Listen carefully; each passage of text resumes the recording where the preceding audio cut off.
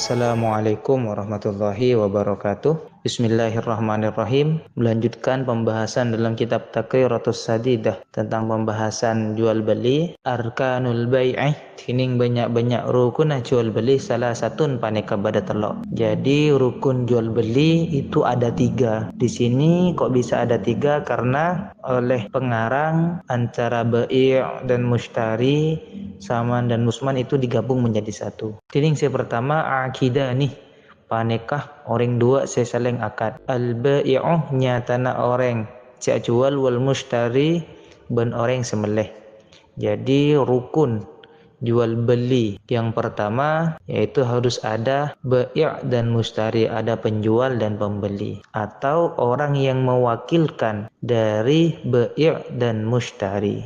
Jadi juga bisa dikategorikan sebagai orang yang melakukan akad ketika diwakilkan. Tining nomor 2 maqudun alaihi, panekah pereng seakad, as-samanu nyatana arka, wal musmanu ben pereng searkain. Yang kedua rukun dari jual beli adalah harga barang, wal musmanu dan barang yang dihargai, maksudnya barang yang diperjualbelikan itu juga harus ada. Nomor telok sigotun, panekah sigot ijabun nyatana pemasrahan, wa qabulun ben penerimaan. Jadi untuk rukun jual beli yang ketiga adalah sigot. Sigot itu apa? Ijab pemasrahan, bentuk pemasrahan dari bai' dari penjual, wa qabulun dan bentuk penerimaan dari mushtari. Contohnya ka ayyakula akatiqatu, ngocak pasar orang, bi'tukah hadzal kitabah bi asyaratin. Bi'tu acual pasar sengkok. Nah, ini perkataan bai' kah dak kesampian, ka ini mushtari. Hadzal kitabah dak kapane ka kitab. Nah, ini musman, barang yang diperjualbelikan. Bi asyaratin kalaban 10 atau 10.000, maka ini dinamakan saman. Fayaqulu maka atabu al mushtari pasar yang semeleh, qabil tuh nerema pasar kaula. Lafaz qabil tuh ini adalah perkataan mushtari. Jadi dalam contoh bi'tuka hadal kitab bi asyaratin dan qabil tuh itu sudah melengkapi pada rukun jual beli. Wa in syi'tah belamun kesokan pasar sampean kultah, maka atabu pasar sampean sittatun panekan 6. Jadi kalau kita ingin mengatakan rukun jual beli itu bukan ada 3 tapi ada 6, itu juga boleh, yaitu dengan memisah antara yang pertama bai'un, yang pertama bai'un paneka orang yang jual, wa mushtarin ban nomor 2, wantining nomor 2 mushtarin paneka orang semeleh, wa samanun bantining nomor 3 saman arka, wa musmanun bantining nomor 4 musman paneka pereng searka yaitu barang yang dijual belikan, wa ijabun tining nomor 5 paneka pemasrahan, wa qabulun bantining nomor 6 paneka penerima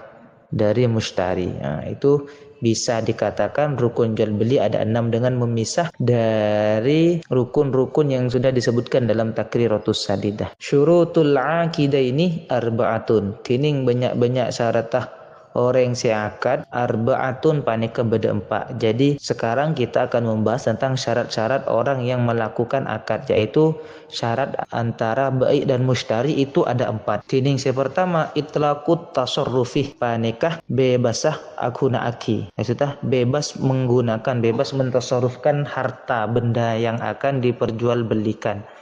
Jadi syarat bai' dan mushtari yang pertama itu harus itlaqut tasarruf, bebas untuk menggunakan barang dan bebas untuk menggunakan atau mentasarrufkan barang bagi bai' dan juga bagi mushtari juga bebas untuk mengalokasikan uang yang akan diberikan pada bai'.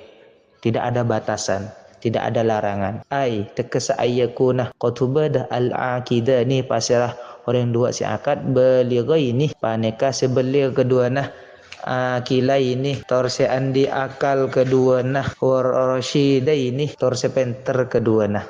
Jadi yang maksud itlaqut tasarruf bagi bai' dan mushtari itu kedua bai' dan mushtari itu harus sama-sama baligh, harus juga sama-sama punya akal dan juga harus sama-sama pintar. Falaisihu maka ta'assa bai'un sobiyin, panapa jual belina nak kanak kini tidak sah jual beli yang dilakukan oleh anak kecil, au majnunin atau orang gila, tidak sah jual beli yang dilakukan oleh orang gila, au mahjurin alaih, atau tidak sah yang jual beli yang dilakukan oleh mahjur alaih. Mahjur alaih itu apa? Orang yang dicegah untuk menggunakan hartanya. Kok dicegah bisa fahin?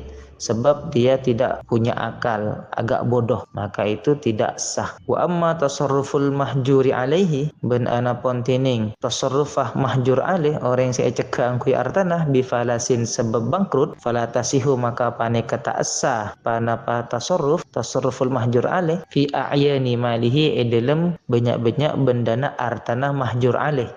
Jadi kalau ada orang yang bangkrut, maka diputuskan oleh hakim, ini harus ada keputusan hakim. Oh ternyata orang ini bangkrut, maka dia tidak boleh menggunakan hartanya. Bangkrut maksudnya apa? Dimiliki itu lebih sedikit daripada hutangnya. Contoh dia mempunyai uang 10 juta, cuman hutangnya 100 juta, maka dia tidak boleh menggunakan uang 10 juta karena dia sudah punya hutang yang 100 juta. Jadi uang yang dimiliki itu lebih sedikit daripada hutang yang ada, maka dia dikatakan orang yang dilarang menggunakan harta karena dia bangkrut. Maka transaksi yang dia lakukan ketika dia ingin bertransaksi, ingin jual beli menggunakan uang yang 10 juta tadi, fi a'yani malihi, dalam benda hartanya, uang 10 juta mau dia gunakan misalkan untuk membeli sesuatu, maka tidak boleh, tidak sah. Wa amma tasarrufatuhu, maka anapun tining banyak-banyak transaksi nah mahjur alaih fi zimmati dalam tanggung nah mahjur alaih fasohihatun, maka pane kesah. Jadi pengalokasian atau penggunaan harta yang dilakukan oleh mahjur alaih, orang yang dicegah untuk menggunakan harta disebabkan dia bangkrut, ketika tasarrufnya itu berbentuk fi dhimmah.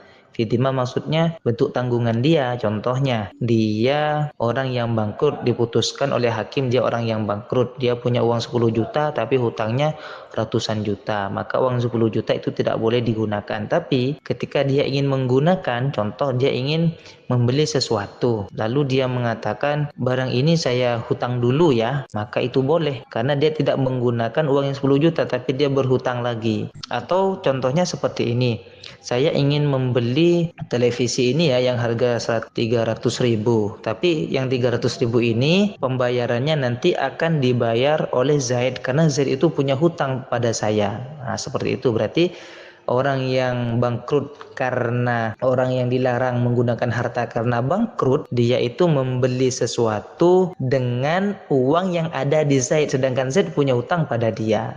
Maka itu gambaran tasarrufat fi dhimmah. Maka itu hukumnya fasohihatun, maka itu dihukumi sah jual belinya.